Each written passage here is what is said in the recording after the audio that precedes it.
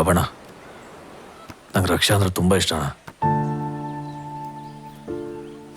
ಅವಳಿಗೆ ನೀವು ಬಲವಂತವಾಗಿ ಮದುವೆ ಮಾಡ್ತೀರಾ ಅಂತ ನಂಗೆ ಗೊತ್ತಣ್ಣ.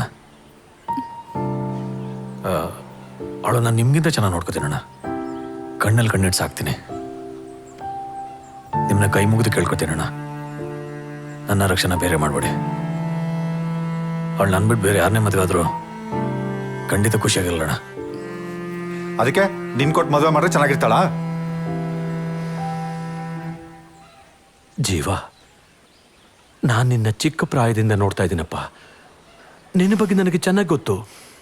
ಆದರೆ ನಾವು ಮರ್ಯಾದೆ ನಂಬಿ ಬದುಕೋ ಜನ. ನಮಗೆ ಈ ಗಲಾಟೆ ಜಗಳ ಎಲ್ಲ ಸರಿ ಹೋಗಲ್ಲ. ನೀನೇ ಹೇಳು, ನಿನಗೂ ಒಬ್ಳು ತಂಗಿದಾಳಲ್ವಾ?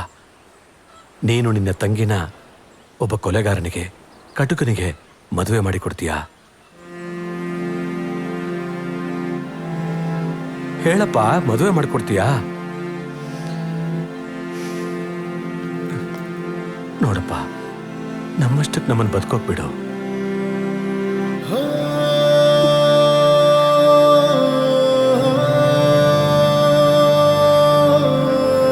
ಸರಿಯಣ್ಣ, ನಾನು ದೂರ ಆಗೋದ್ರಿಂದ ರಕ್ಷಾ ಖುಷಿಯಾಗಿರ್ತಾಳೆ ಅಂದರೆ ನಾನು ದೂರ ಇರ್ತೀನಣ್ಣ. ಆದರೆ ಏನಾದರೂ ಖುಷಿಯಾಗಿರ್ಲಿಲ್ಲ ಅಂದರೆ ಹುಡ್ಕೊಂಡು ಬಂದು ನೋಡಿದ್ದೀನಿ.